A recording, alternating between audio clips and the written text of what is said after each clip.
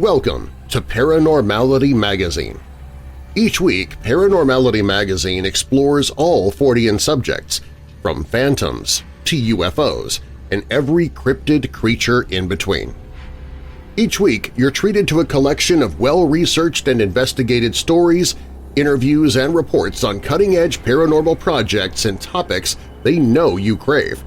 And here in the podcast, I share stories from the magazine to give you just a taste of what you receive in every issue. I'm Darren Morrill, and this is Paranormality Magazine.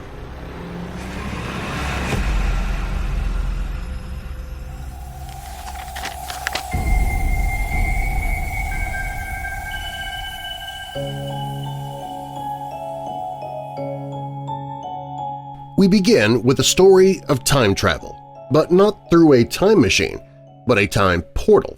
Well, more accurately, a time whirlpool. Jack Kirby tells us about the boy who traveled through time. As most readers know, I'm fascinated with the thought of time travel, and one day, hopefully in my lifetime, it will prove to be real. Until then, I will simply keep searching for new cases of time travel and reaching out to those who claim to be from another time. I recently came across the story of Thomas Johnson, a young boy who was sucked into a whirlpool that formed into a lake near his home and emerged 57 years later. I haven't been able to find too many accounts of the story online, although TikTok seemed to be very familiar with the young Thomas's adventure through time, which doesn't lend too much credit to the story's authenticity, especially since the end of the story happened in 1970 and I've been unable to locate a single news story of a missing boy returning after 50-plus years. Although it is possible that the news outlet in rural New York hasn't digitized the file yet, it is also possible that the government stepped in and silenced the whole thing. This is the story as told by Reddit user Superman80782. It happened in July of the year 1912.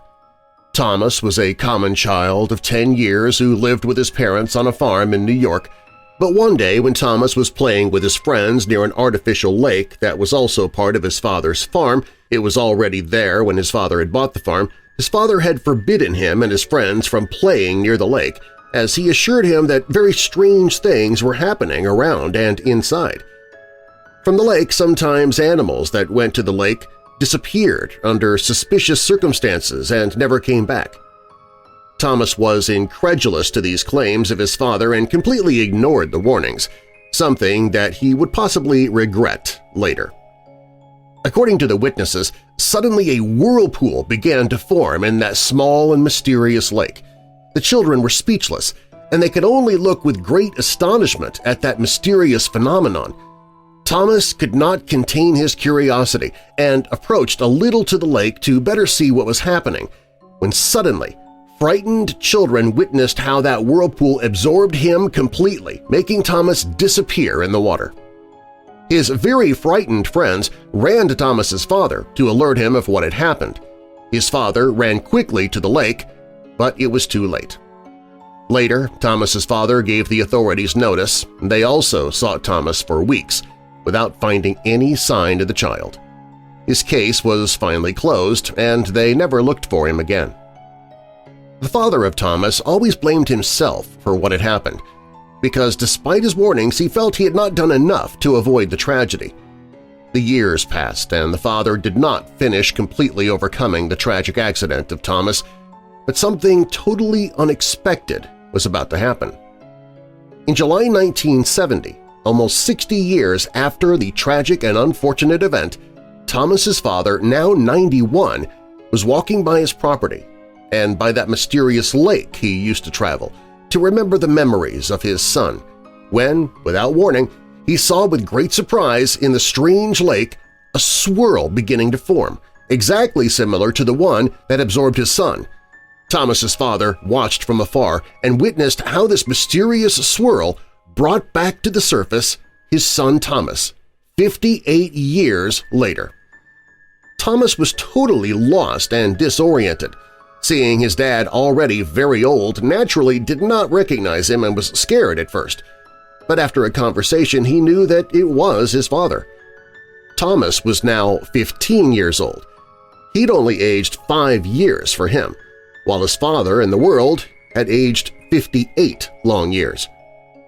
When the authorities learned of the mysterious event, they took their fingerprints, since at first they believed that it could be some deceit or an imposter with the purpose of swindling the poor old man, Thomas's father. But seeing the results, they were completely surprised when the prints were exactly the same as those of Thomas Johnson, the boy who had disappeared in 1912 when he was only 10 years old. The prints were exactly the same as those of 10-year-old Thomas Johnson. At first read, I'm instantly brought back to my childhood as Flight of the Navigator quickly popped into my head.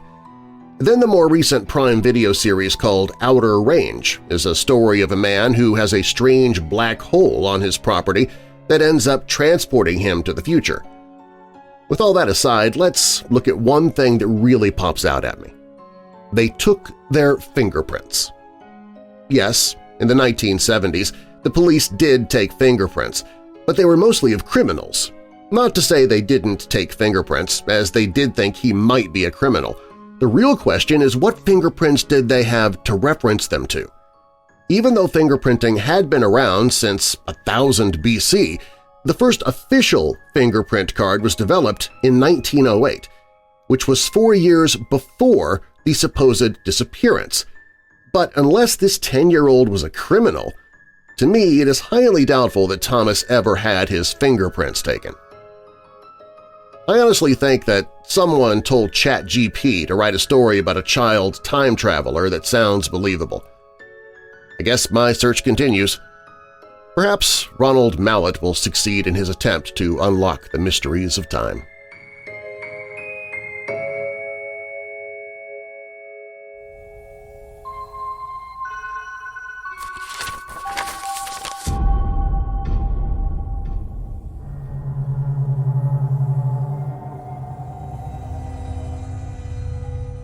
The aerial school sighting has been revived and brought to the forefront in recent years, largely in part to several documentaries, and it's well known in the UFO world.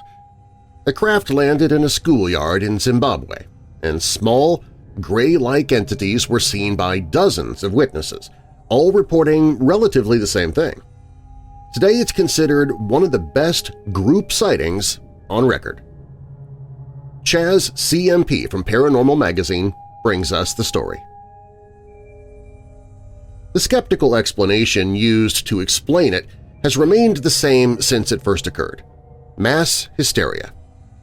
Mass hysteria is the term used to describe a situation in which various people all suffer from similar unexplained symptoms.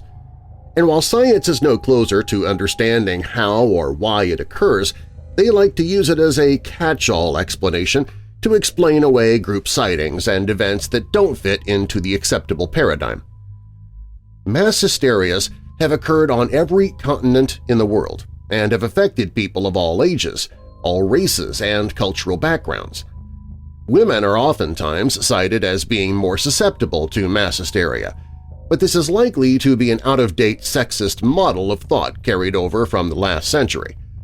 But for some reason, these types of hysteria can often be found plaguing schoolhouses, with schools in Africa and Asia being particularly susceptible. Scientific thinkers are often pointing out that countries in these regions have deep cultural and spiritual beliefs, and they say that this is the main contributing factor to this condition. However, despite directly citing spirituality as the source of this phenomenon, they are always quick to flip it back around, claiming that everything occurring is simply a physiological reaction to said spirituality and nothing else. I think there's an inherent racism at play here. These types of cases are likely to end up on a paranormal TV show in the West, but when they occur elsewhere, they are exoticized. They become the material of academic papers. I think the same is at play when it comes to the gendering of this phenomenon.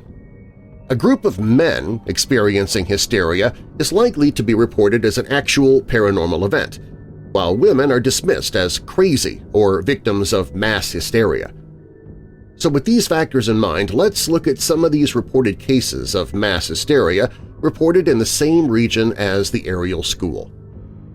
As far as mass hysteria goes, the Kalahari region has a fairly regular amount of these cases that is compared to the rest of Africa, which on the whole has a pretty high level. Every few years, a large episode seems to occur in a schoolhouse that garners international attention, although it rarely gets more than an odd couple of paragraphs.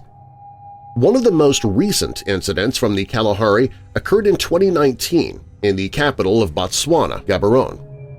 This hysteria came in the form of an undescribed illness. It was said that at the start of the year, a group of 67 students began showing symptoms, although these symptoms are not described in the report. By March, local media was reporting that over 200 students had now been affected, and the school was forced to close. Village officials brought in priests and religious officials from the surrounding area to try and alleviate the hysteria, but this had little effect. As of January 2020, there has been no update on this story. This type of hysteria is one of the most common, the spreading of a non-existent disease. Other forms, though, can be even more startling. Take this case from neighboring Namibia. It started with a single student. At around 10 one morning, this student began to scream. The screams were about a ghost that the student was claiming occupied the schoolhouse. The student was so distressed they began throwing desks across the class. Soon, 4 other students began to act strangely in a similar manner to the first. They were talking in strange, deep voices and were jerking about in an uncontrollable fashion. They began to laugh in this demonic-sounding voice and started to call out the names of other students. Parents were, naturally, upset.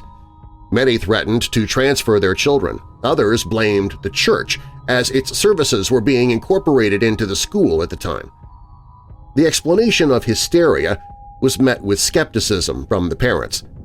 One parent was quoted as saying, "It's not our children, it is the school that houses these evil things that enter our children." Countries that border the Kalahari are also plagued by these school-based maladies. In Zimbabwe, the Ariel School sighting is considered by many to be one such incident, but another occurred in 2009. The pupils at Namanwa Primary School in Chirumbia Communal Lands, Basfingo, were struck with visions of a bizarre nature. They reported seeing snake-like creatures as well as lions, hyenas, and crocodiles. These visions seemed to spread to about 6 students a day, and those afflicted would either scream wildly or behave like they were in a trance. This school was also church-sponsored, but in this case they brought in priests of a different church to bless the school and declare it safe for use again. Despite this, many parents still transferred their kids. Interestingly enough, it is South Africa where the majority of these reports seem to come from. This may be simply because of a much thinner language barrier present for these cases, as I believe to be the case with UFO sightings from the country as well. But it's interesting that this would seem to contradict the scientific claim that these events are dependent on a strong cultural belief, as kids in South Africa are much more likely to come from varying backgrounds and cultures. Yet these kids, like the Ariel students, seem to be experiencing the same phenomenon. How can this be rectified in the scientific explanation? One of these instances occurred in 1999 at a high school in Umtata, Eastern Cape of South Africa. It began with just a few female students who passed out suddenly during the school's morning prayers. They were taken to the nurse's office and quickly regained consciousness and continued the day as normal. A few days later, once again during the morning prayer, 50 female students began screaming before falling unconscious. The girls were transported to local hospitals and clinics, but nothing physiological could be found as the source of the outbreak, and mass hysteria became the explanation. Instead, at the principal's behest, a psychological evaluation was conducted to search for a potential cause of this bizarre incident. The typical factors were blamed: It was noted that most of the students afflicted came from difficult family backgrounds, that exams were around the corner, and cited living in dormitory-style housing as all contributing factors that might have made the girls act up. But it was also mentioned that a church nearby the school had become a source of satanic rumors. The students and locals of the area had become convinced that the building was housing less than kosher rituals, and there was a belief that this might have been the source of the hysteria. However, while the principal of the school made the concession of improving the dormitories, he was strict about not moving the exams and dismissing any student who entertained any witchcraft theories. To his credit, this seemed to work, as there were no further incidents reported after this crackdown. Another incident in 2000 occurred at schools in Mangong and Haidadal in the Free State province of South Africa. This one spread to nearly 1,500 students of both genders, as well as teachers and independent observers who came to witness the spectacle. This one was much milder, however, as these schools seemed to be the source of an itching plague. Once on campus, students would be afflicted with a strange itch and redness. This would only occur on the campuses, but students that had been affected became social outcasts, unable to play with siblings or ride in cabs. Eventually, after fumigation and reassurance, the case stopped, despite no physical source ever being found as the cause. Some suspected Satanism, and others claimed to see pranksters leaving a white powder in the girls' restroom. But none of these rumors were confirmed, and mass hysteria remains the official explanation. In 2002, at a primary school in KwaZulu, KwaZulu-Natal, South Africa, a group of students were struck by convulsions and tremors. They would feel nauseous, begin hyperventilating, shiver or be struck with tremors, and then pass out. This case seemed to be spread by line of sight, as one student would witness this and become immediately affected.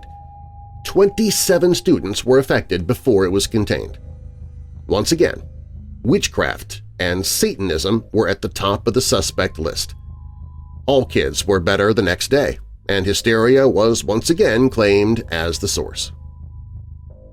In 2009, a high school in Pretoria was also struck.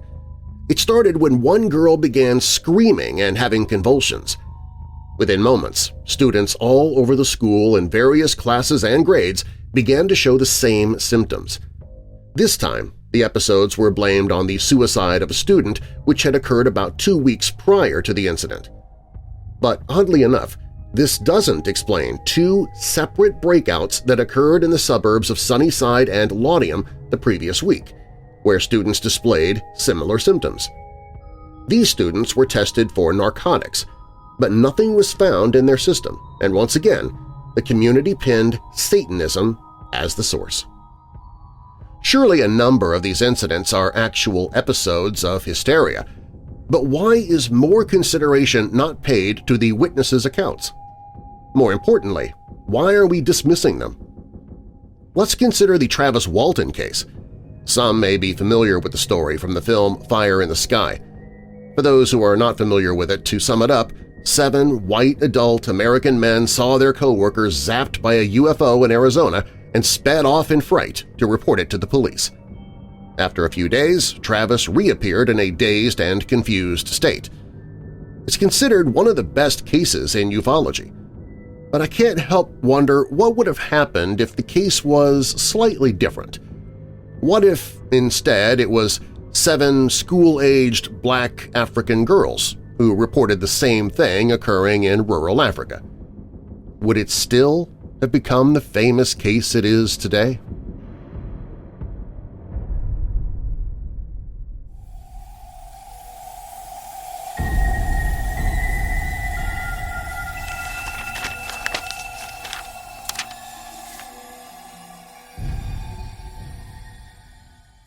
Want more paranormality?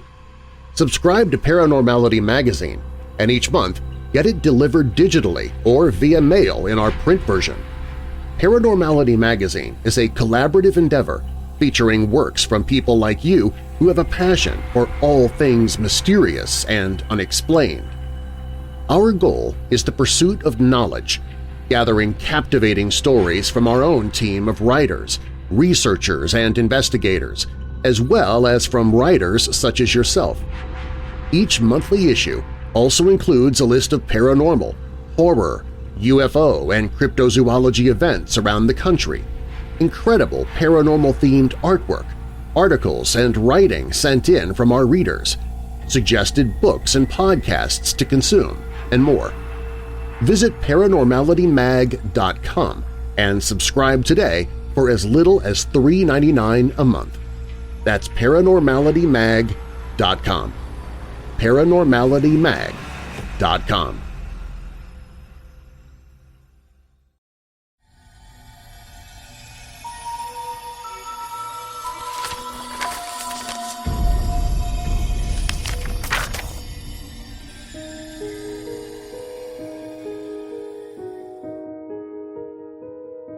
A knife-wielding butcher, a beautiful bride in white, and a fisherman named Lewis with the blood of 2 innocent women on his hands. These are just a few of the many disembodied spirits who roam a group of 9 small islands off the shores of Maine and New Hampshire. Writer Molly Briggs brings us the story of the ghosts on the Isles of Shoals.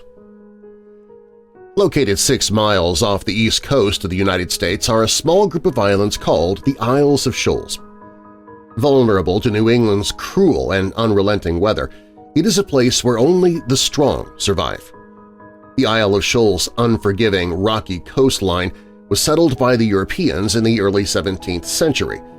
They were established as one of the many fishing areas for the British and French colonies, the total area of the islands adding up to only 145 acres.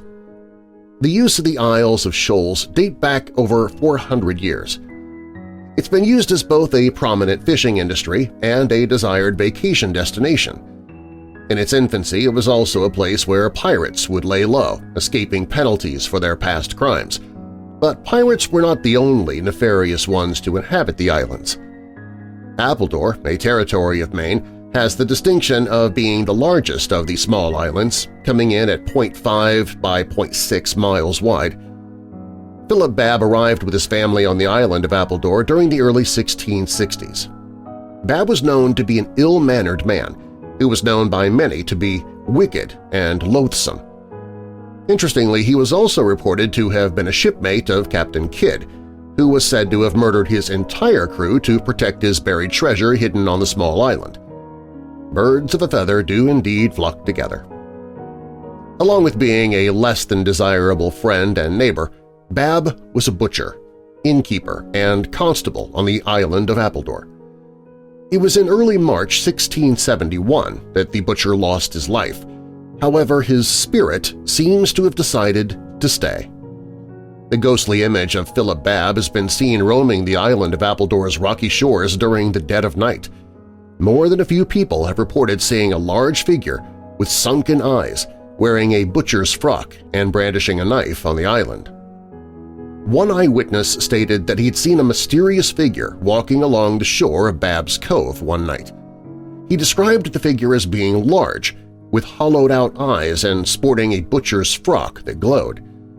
Upon approaching the mysterious figure, the witness let out a shrill scream, causing the apparition to vanish into thin air. Another native of the island had his own story to tell. While leaving his workshop one night, the man encountered a frightening apparition. The witness stated that the ghostly figure began running straight for him, brandishing a knife. Catching a glimpse of his face by the pale moonlight, he reported seeing the unmistakable image of the angry butcher himself, Philip Babb. Turning on his heel, he headed straight for home, his feet barely touching the ground. The following is a story of a more gruesome nature. During the month of June 1872, John Hontvet hired Louis Wagner as a fishing hand to help with the operations of his fishing company. By then, John and his wife Marin had been living on the island of Smuttynose for 2 years. Hontvet supplied Louis with a job, food, and a place to live. After working for the Hontvet family for some time, Louis decided to venture out on his own. He purchased a fishing boat with the hope of starting his own business. Unfortunately for Lewis, he crashed his boat, which caused his business to fail, and Lewis suddenly found himself broke and destitute. He was forced to spend his days trolling the docks of Portsmouth, New Hampshire, helping vessels tie up as they entered the wharf to support himself. On the afternoon of March 5, 1873, Lewis caught wind that his old employer John Hontvett and his crew would not be returning home until the following morning. Knowing that the Hontvett cottage would be unattended by John, the out-of-work fisherman devised a plan to burglarize the Hontvett family home. 28-year-old Lewis Wagner stole a dory and rowed roughly 10 to 12 miles from the shore of the Piscataqua River to the small island of Smutty Nose. Now, for all of you, including some of my own family members who believe that a 12-mile trip in a wooden dory would take way too much time for Lewis to have committed the murders, consider this. In 2013, 75-year-old Dan O'Reilly completed Wagner's route from the shore of the Piscataqua to the island of Smutty Nose. He did it in a wooden dory, and he did it in only 2 hours and 14 minutes. So now we know, never underestimate the power of a determined man. Allegedly, Lewis's plan was to rob the Hontvett's cottage after the 3 women inside, Maren, Karen Christensen, and Annette Christensen, had gone to bed. With the women asleep, Lewis had planned to sneak in, steal what he could, and get out without anyone being the wiser. A sinister plan that, by a deadly margin, had failed. Frozen snow could be heard crunching beneath Lewis's feet as he approached the Hontvett's cottage. He entered through an unlocked door, and in a cruel, premeditated move, he shoved a piece of wood through the latch of the master bedroom's door, locking Maren and her sister-in-law Annette inside. Startled awake by the family's barking dog, Maren's little sister Karen mistook Lewis for Maren's husband John. Groggy and half awake, she called out to him. In a panic, Lewis beat Karen unconscious with a chair. The other 2 women, having escaped their room, terrified and recognizing the gravity of the situation, barricaded themselves back inside the bedroom. Maren forced Annette out through the bedroom window to safety. Unfortunately for her sister-in-law, the decision to escape via the bedroom window landed her right into the waiting arms of Lewis Wagner. He took an axe from the woodpile and, raising it above his head, killed Annette with one fatal blow. Her blood quietly spilling onto the pure white snow. Unable to convince Karen to leave the cottage, Maren ran for her life. Heading for the shore on the far side of the small island, she hunkered down until morning. With the safety of daylight and with frozen feet, Maren waded into the breakwater and began waving her arms, attracting the attention of a family on the neighboring island. Upon realizing Maren had successfully escaped, Lewis headed back to the cottage to fix himself a pot of coffee and a snack, but not before delivering the last and final deadly blow to Maren's sister Karen. Before leaving the home for good, Lewis stole all the money on the property, the sum total of $15. One can't help but wonder what kind of a man would justify taking the lives of 2 innocent women and forever altering the life of a third for $15, a snack, and a cup of coffee. A full-scale manhunt would eventually deliver Lewis to the proper authorities, and he would be hanged months later for the grisly murder of the 2 island women. The bones of the Hontvett cottage on Smutty Nose Island no longer exist. However, its foundation remains. Strange and unusual occurrences are often reported around where the home once stood. Paranormal enthusiasts have left trinkets on the home's foundation that are said to move left and right without assistance. People have also reported a dark and ominous presence about the island. The smell of coffee and malfunctioning equipment is often recorded as well. Other witnesses have claimed to see and hear strange things around the property of the Hontvett home, and terrifying EVPs of blood-curdling screams have been captured in the cove along the island's rocky shoreline. Interestingly, most believe that the ghost of Lewis Wagner has remained on the island, not to harass and terrify islanders, but to atone for his deadly unintended actions. I, for one, am not buying it. Lewis may in fact also be roaming Smutty Nose Island looking for his axe. the survival tool turned deadly weapon used to terminate the lives of the two innocent women. But the joke's on him. The bloody axe is no longer on the small island. It is stored under glass in the Portsmouth Athenaeum. Smutty Nose didn't just attract the likes of innocent Swedish women. It was a stomping ground for pirates as well. The infamous Blackbeard, the most notorious and feared of all the pirates, was drawn to the Isle of Shoals by way of his honeymoon with his 15th wife. According to legend, Blackbeard hid his gold all over the small 25-acre island. However, like most honeymoons, nothing lasts forever.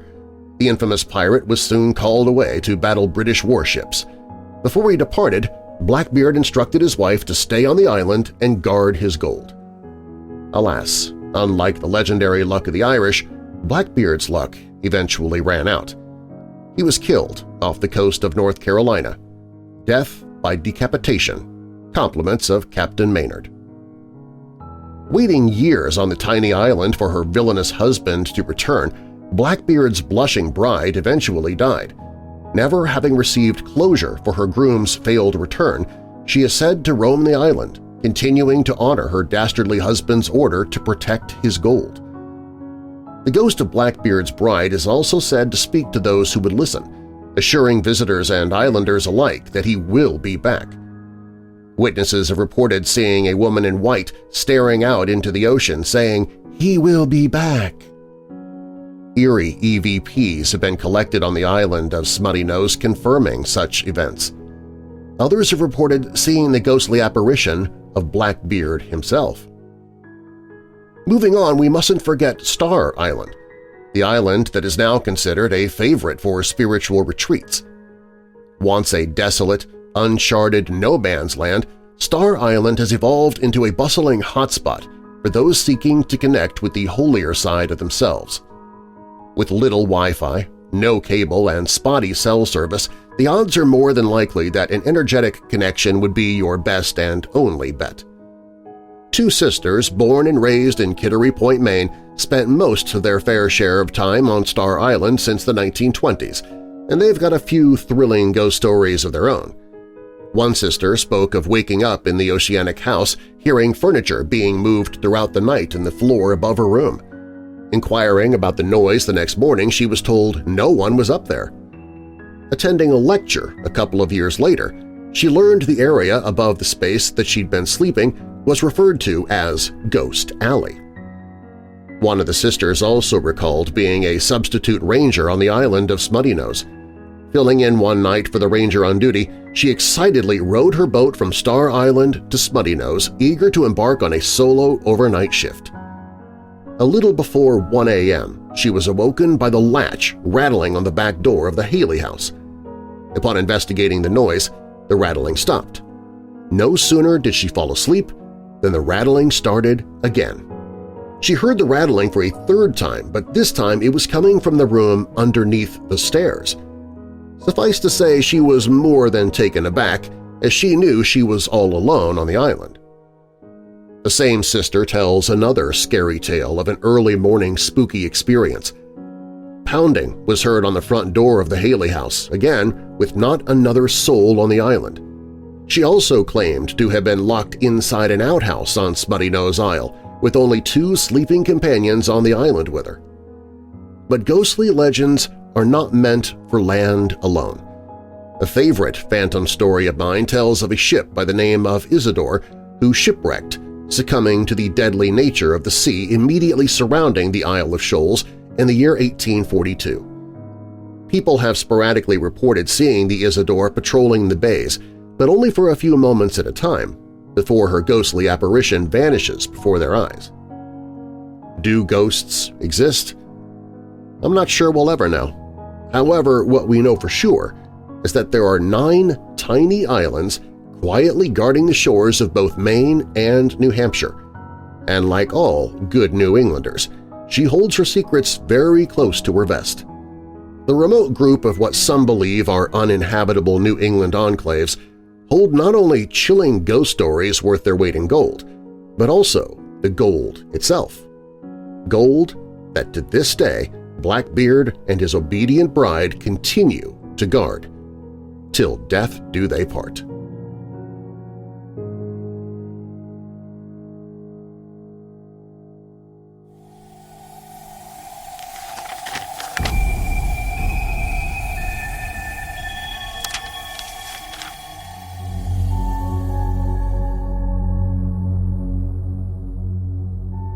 You're sitting at home alone.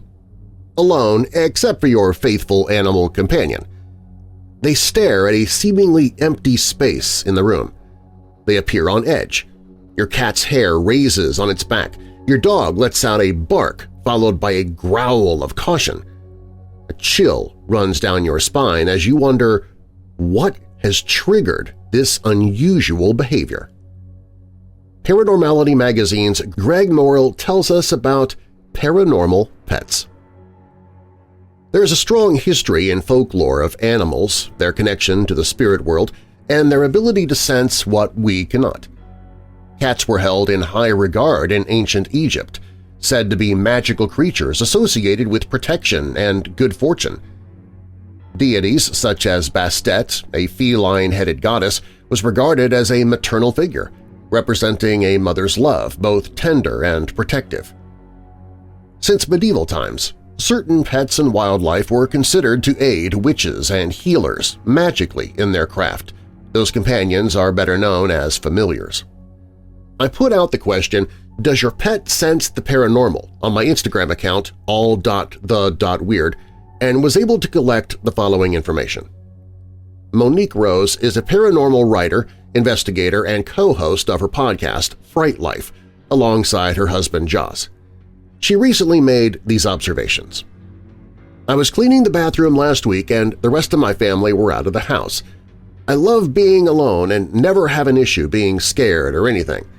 It was midday and I was focused on cleaning when I suddenly felt like I was being watched. Just a weird, ominous feeling. My dog, who was asleep on the bath mat next to me, woke up and stared into the hallway. Monique, being a seasoned investigator, instinctively grabbed her phone to record the incident. By the time I got my phone, he was over it. Not the best video, but shows I thought something was weird.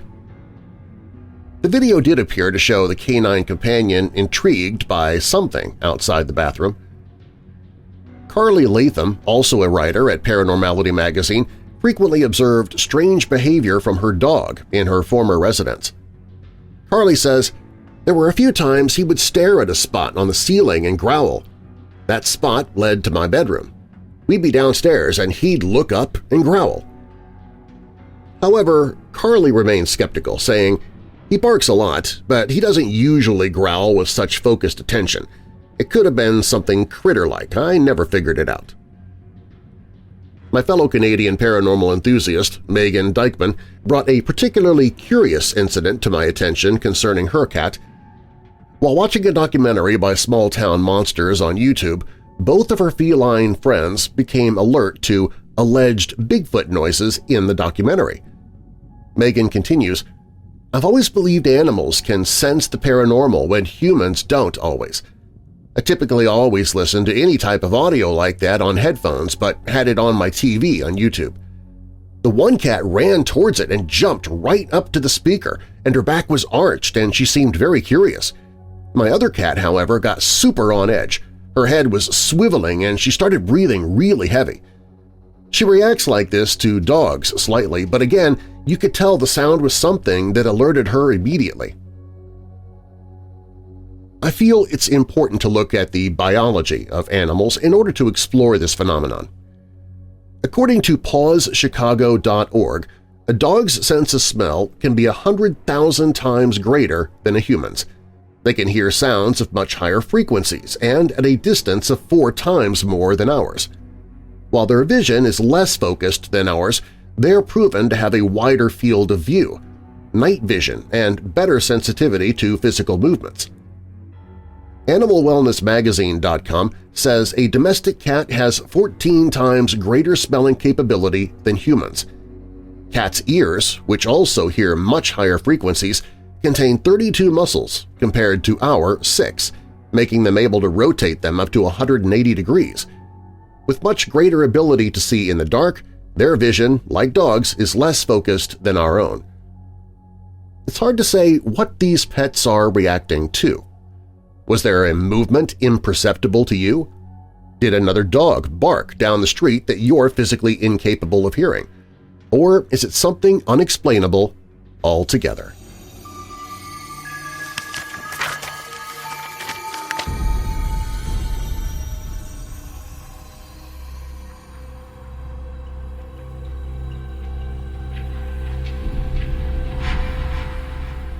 Thanks for listening to Paranormality Magazine. Get more information about the magazine and subscribe to our monthly publication at paranormalitymag.com. That's paranormalitymag.com, or click the link in the show description. And if you're a researcher or investigator, send us your stories. We might feature you in our next issue. If you have a paranormal podcast, you can add it to our website so our readers can find your show. And artists, if you'd like your work to be featured in our magazine or on our back cover, contact us. Again, our website is paranormalitymag.com. I'm Darren Marlar, and I'll have more paranormal for you next time from Paranormality Magazine.